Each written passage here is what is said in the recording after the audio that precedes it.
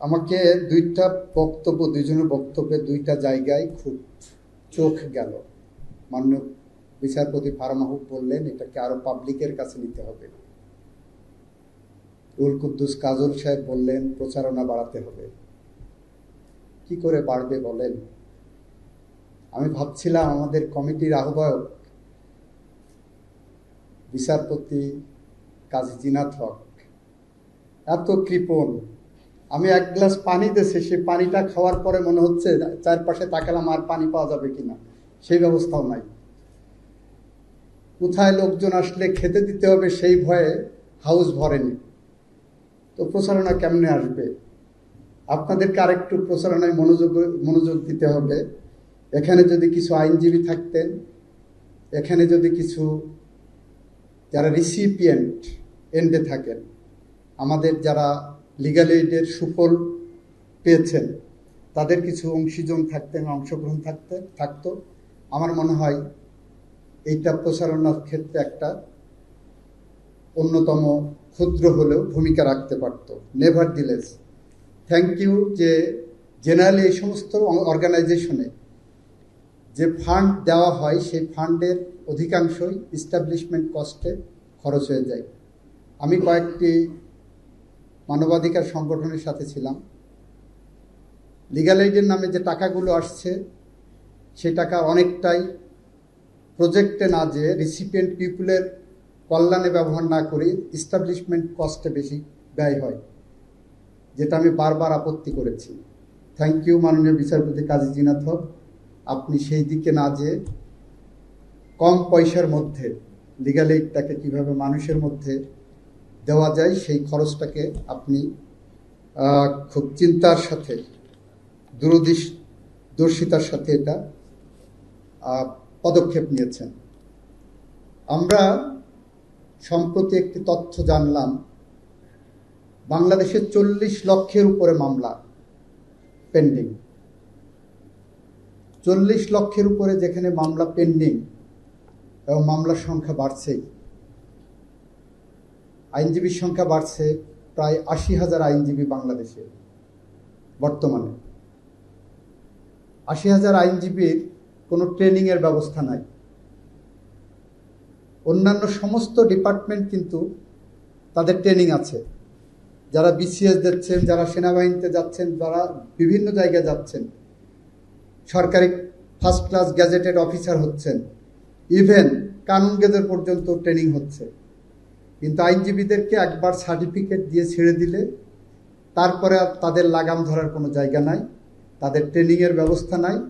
ফলে দুইটা জিনিস হচ্ছে, তারা মনে করছেন আমি যেটা করছি, আমি যেটা বুঝছি এবং সিনিয়রের পিছনে চটি ক্ষয় করে যেটা করছি, that is full and final.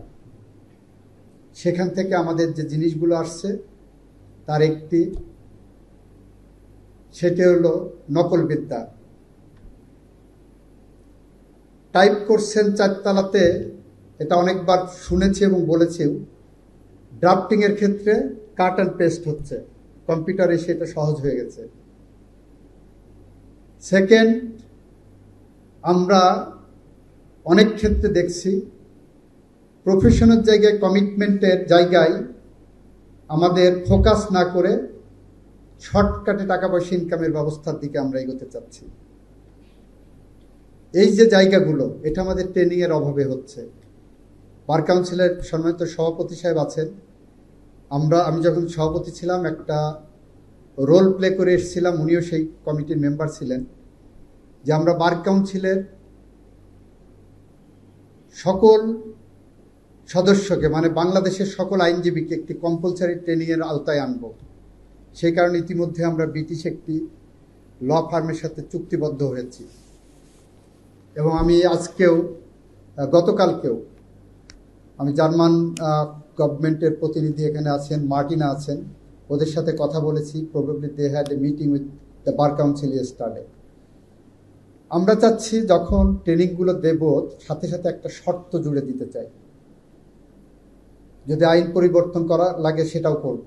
শর্তটা হলো প্রত্যেক আইনজীবীকে একদিকে যেমন এথিক্যাল জায়গায় স্ট্যান্ডার্ড মেনটেন করতে হবে, একই সাথে তারা কমপক্ষে 10% মামলা প্রবণ করবেন। রুহুল কুদ্দুস কাজল সাহেব, মাহবুবউদ্দিন খোকন সাহেব আদালতে আসবেন, সকালবেলা উঠে বড় মক্কেলের মামলা নিয়ে দৌড়াবেন, সাথে সাথে 10% মামলা যাতে ওনাদের জাকাতের মতো করে ফ্রি করেন, সে ধরনের একটি কম্পালশন আনার জন্য আমরা যদি প্রয়োজন হয় আমরা আইন পরিবর্তন করতে চাই। বার কাউন্সিলের সভাপতি, বার কাউন্সিলের মাননীয় সদস্য, আপনাদেরকে দৃষ্টি আকর্ষণ করছি, আমরা 40 লক্ষ মামলার জট কমাতে গেলে এই লিগ্যাল এইড প্রসেসটাকে আরও বেশি ইফেক্টিভ করতে হবে। কারণ আমরা একটা মেডিকেল সায়েন্সে কথা শুনি, preventive is better than cure. 40 লক্ষকে কমিয়ে যখন সামনে আনবো তখন সেটা হবে কিওরিং মেকানিজম। আর যখন লিগ্যাল এইডের মাধ্যমে, মিডিয়েশনের মাধ্যমে আদালতে মামলা যাওয়াটা বন্ধ করতে পারবো, ফ্লোটা বন্ধ করতে পারবো, দ্যাট ইজ প্রিভেন্টিভ মেজার। আমরা সেই দিকেই লক্ষ্য রেখে আমরা এগিয়ে যাব। আমরা এই লিগ্যাল এইড কনসেপ্টটা বাংলাদেশে প্রথম পেলাম 1994 সালে।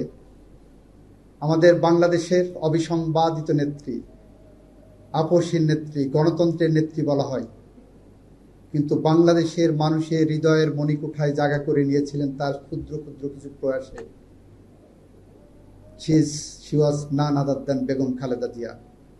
1994 সালে উনি একটা ফান্ড গঠন করলেন সরকারের পক্ষ থেকে, সেখানে কিছু টাকা দিলেন, অ্যান্ড বলা হলো এই টাকা গরিব, অসহায়, মেহনতি, ভুখা নাঙা মানুষের জন্য ব্যবহার করা হবে। এই টাকা দিয়ে তারা যাতে লিগ্যাল এইড পায়। মানুষের ন্যায় বিচার পাওয়ার অধিকার তার শাশ্বত অধিকার, তার সহজাত অধিকার, তার মৌলিক অধিকার। Right to be treated in accordance with law তার মৌলিক অধিকারের অংশ। সুতরাং এই সমস্ত মানুষের পাশে দাঁড়ানোর জন্য উনি প্রথম লিগ্যাল এইড ফান্ড গঠন করেছিলেন। আমরা আজ 2026 সালে দাঁড়িয়ে ওনার সেই ধারণাটাকে আরও এক্সপ্যান্ড করতে চেয়েছি, যে কারণে এবার লিগ্যাল এইডের যে স্কোপ তার মধ্যে আমরা উল্লেখ করেছি কারা পাবেন, কারা রিসিপিয়েন্ট। সেই রিসিপিয়েন্ট অংশে একটা তালিকা করা হয়েছে, কোন কোন আইনের মামলায় হবে সেরকম একটা তালিকা করা হয়েছে, কোন কোন মামলার ক্ষেত্রে স্বয়ংক্রিয়ভাবে লিগ্যাল এইড পাওয়ার যোগ্য হবেন সেটা বলা হয়েছে। অতিরিক্ত হিসেবে আমরা 3টা শ্রেণী বা গোষ্ঠীকে অন্তর্ভুক্ত করেছি। তার একটি হলো আমাদের মুক্তিযুদ্ধের মধ্য দিয়ে অর্জিত যে বাংলাদেশ, সেই বাংলাদেশে যারা মুক্তিযোদ্ধা এবং মুক্তিযুদ্ধের পরিবারের সদস্যরা যদি কখনো মনে করেন যে লিগ্যাল এইডের সহায়তার প্রয়োজন, আমরা তাদের দোরগোড়ায় পৌঁছে যাব। বাংলাদেশের গণতান্ত্রিক সংগ্রামে এ যাবৎকালে যারা ভূমিকা রেখেছেন, বিশেষ করে বিগত 16 বছরে ফ্যাসিস্টদের বিরুদ্ধে আন্দোলন করতে যেয়ে যারা বিনা বিচারে খুন হয়েছেন, যারা গুম হয়েছেন, যারা মিথ্যা মামলা হামলায় জর্জরিত হয়েছেন, যারা হাত হারিয়েছেন, পা হারিয়েছেন, চোখ হারিয়েছেন, যাদের স্বজনেরা এখনো জায়নামাজে বসে তাহাজ্জুদের নামাজের পরে স্বজন ফেরার প্রতীক্ষায় থাকে, এরাও আমাদের এই লিগ্যাল এইডের অন্তর্ভুক্ত হবেন। জুলাই বিপ্লবে যারা শহীদ হয়েছেন, যারা পঙ্গুত্ব বরণ করেছেন, যারা সর্বোচ্চ হারিয়েছেন, যারা মিথ্যা মামলায় জর্জরিত হয়েছেন, আমরা তাদেরকেও এই লিগ্যাল এইডের আওতায় আনার ঘোষণা দিয়েছি আজকে প্রথম সকালবেলার প্রোগ্রামে। আমরা চাই এই কর্মসূচি বাংলাদেশের প্রতিটি মানুষের দোরগোড়ায় পৌঁছে যাক। আমরা চাই মানুষ স্বপ্ন দেখুক। আমরা চাই এদেশের মানুষ তার ন্যায় বিচার ফিরে পাক। এখানে বার কাউন্সিলের নেতৃবৃন্দ আছেন। আমি বলেছিলাম বাংলাদেশের গোটা বিচার ব্যবস্থার জন্য মাত্র 2200 কোটি টাকা বাজেট।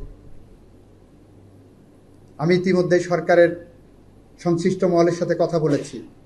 আমার বিচার বিভাগের বাজেট বাড়ানো দরকার। আইনজীবীরা কণ্ঠ তুলেন, মাননীয় বিচারপতিরা তো দাবি করতে পারবেন না, আপনারা তো কথা বলতে পারবেন না, কিন্তু আইনজীবীরা আপনাদের কণ্ঠ উচ্চারিত করেন।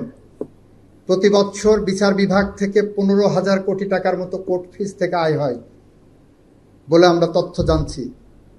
সেখান থেকে আমার বিচার বিভাগের জন্য সর্বসাকুল্যে বরাদ্দ 2200 কোটি টাকা। অ্যাজ এগেন্স্ট দ্যাট বাংলাদেশ টেলিভিশনের জন্য বরাদ্দ 2500 কোটি টাকা। এটা আমার দেশের বিচার বিভাগের দন্যতাকে প্রকাশ করে। আমি আইনমন্ত্রী হিসাবে আপনাদের যে কোনো যৌক্তিক দাবির সাথে একমত পোষণ করব, সাথে থাকব, সমস্ত ব্যারিয়ার ভেঙেই আমি সাথে থাকব। সেটা সংসদে বলার দরকার হলে সংসদে বলবো, ক্যাবিনেটে বলার দরকার হলে ক্যাবিনেটে বলবো, আপনাদের সাথে এসে যদি বলার দরকার বলবো যে আমার বিচার ব্যবস্থা, আমার বিচার বিভাগ এখানে দন্যতার শিকার হচ্ছে। এই অবস্থার থেকে আমরা উন্নতি চাই, পরিত্রাণ চাই। সেই ক্ষেত্রে লিগ্যাল এইডের জন্য অতিরিক্ত বরাদ্দ আমাদের প্রয়োজন হবে। লিগ্যাল এইডকে যদি ইফেক্টিভলি পরিচালনা করতে হয়, অতিরিক্ত বরাদ্দের প্রয়োজন হবে।